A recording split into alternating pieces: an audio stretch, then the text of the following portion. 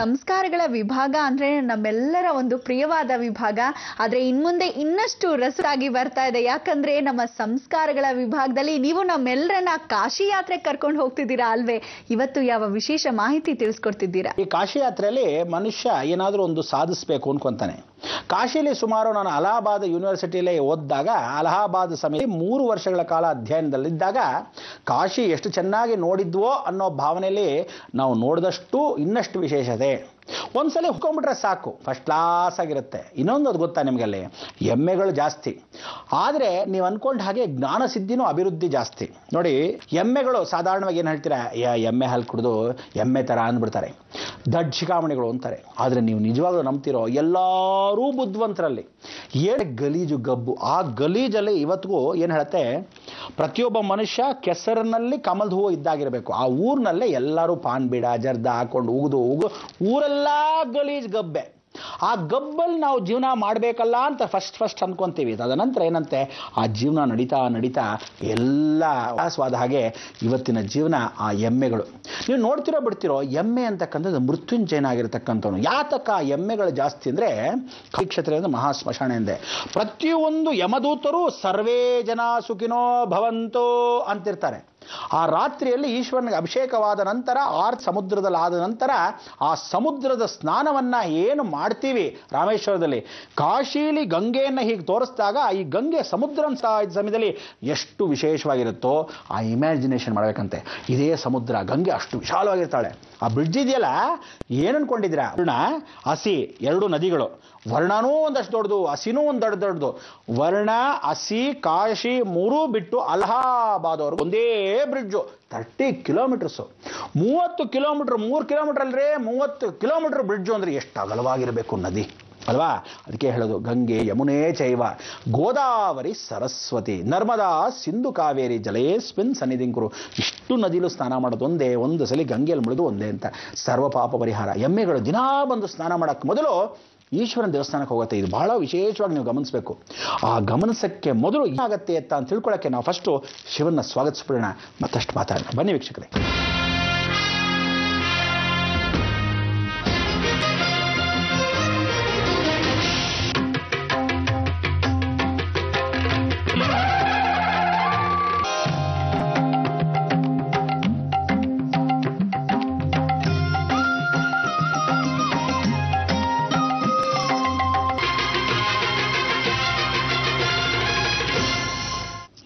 ಇದಿಗೋ ಕಾಶಿ ಯಾತ್ರೆ. ಬಹಳ ಸಂತೋಷ ನೋಡಿ. ಆ ಒಂದು ಕಾಶಿ ಯಾತ್ರೆಯಲ್ಲಿ ಎಮ್ಮೆಗಳು ಹೇಗೆ ಕಾಶಿ ವಿಶ್ವನಾಥನ ದೇವಸ್ಥಾನಕ್ಕೆ ಬಂದೇ ಹೋಗುತ್ತೆ ಅಂದರೆ, ಅಲ್ಲಿರ್ತಕ್ಕಂಥವ್ರು ಸಾಕಿದವರು ಯಾರೂ ಹೇಳ್ಕೊಡ್ತಾರೆ ಅಂತಲ್ಲ. ನೀವು ನೋಡ್ಬೋದು, ಎಮ್ಮೆಗಳು ಕೂಡ ಕಾಶಿ ವಿಶ್ವನಾಥನ ದೇವಸ್ಥಾನ ಮುಂದೆ ನಿಂತ್ಕೊಂಡಾಗ ಅವರು ದೇವಸ್ಥಾನದಿಂದ ಬೆಳಗಿನ ಜಾವದಲ್ಲಿ ಎಲ್ಲ ಎಮ್ಮೆಗಳಿಗೂ ಹಳೆ ನಿರ್ಮಾಣ ಅಂದರೆ ದೇವರಿಗೆ ಅಭಿಷೇಕ ಮಾಡಿದ ಮೇಲೆ ಹೂಗಳನ್ನ ಹಾಕಿರ್ತಾರಲ್ಲ, ಒಂದೊಂದು ಎಮ್ಮೆಗೆ ಕನಿಷ್ಠ ಪಕ್ಷ ಸ್ವಲ್ಪ ಹೂನಾದರೂ ಅದ್ರ ತಲೆ ಮೇಲೆ ಇಟ್ಟು ಆಶೀರ್ವಾದ ಮಾಡಿ ಕಳಿಸ್ದ ಹಾಗೆ ಲೈನತ್ವೆ, ಒಂದಲ್ಲ ಒಂದು ನುಕ್ಕೊಂಡು ಸಣ್ಣ ಸೊಂದಿಗಳು ಬರುತ್ತವೆ. ಈಶ್ವರ, ನಾನು ನಿನಗೆ ನಮಸ್ಕರಿಸ್ತಾ ಇದ್ದೀನಿ, ಯಾರನ್ನೋ ಮೃತ್ಯುವನ್ನು ಕರ್ಕೊಂಡು ಹೋಗ್ತಾ ಇದ್ದೀನಿ, ಆದರೆ ನಿನ್ನ ಆಶೀರ್ವಾದ ಇಲ್ಲದೆ ಅಂತ ಹೇಳ್ತಕ್ಕಂಥ ಅವಕಾಶ ಇರಬಾರ್ದು. ನೀನು ನಮಸ್ಕಾರ ಮಾಡಿಕೊಂಡು ನೀನು ಎಸ್ ಅಂದರೆ ದೊರೀತೀನಿ ಅನ್ನೋ ರೀತಿ. ಅಂದರೆ ಯಮಧರ್ಮರಾಜ ಯಮನ್ನ ಕಳಿಸ್ಕೊಟ್ಟ ಹಾಗೆ, ಯಮದೂತರನ್ನು ಕಳಿಸ್ಕೊಟ್ಟ ಹಾಗೆ ಆ ಎಮ್ಮೆಗಳೆಲ್ಲ ಆ ಕಡೆ ಬಂದು ಈಶ್ವರನ ಹತ್ರ. ಯಾಕೆಂದರೆ ಕಾಲಸಂಹಾರ ಮೂರ್ತಿ ಏನಾಗಿದೆ ಗೊತ್ತಲ್ಲ, ಮಾರ್ಕಂಡ ಋಷಿಗೆ ವಿಶೇಷವಾಗಿ ತಬ್ಬಿಕೊಂಡಾಗ, ಮಾರ್ಕಂಡೇಯ ಆ ಪುಟ್ಟ ಮಗು ತಬ್ಬಿಕೊಂಡಾಗ, ಈಶ್ವರ ನನ್ನ ಕಾಪಾಡು, ನನ್ನ ಪೂಜೆವರೆಗೂ ಕಾಪಾಡು ಅಂದಾಗ ಅವನು ಪಾಷಾಣವನ್ನು ಹಾಕ್ತಾನೆ.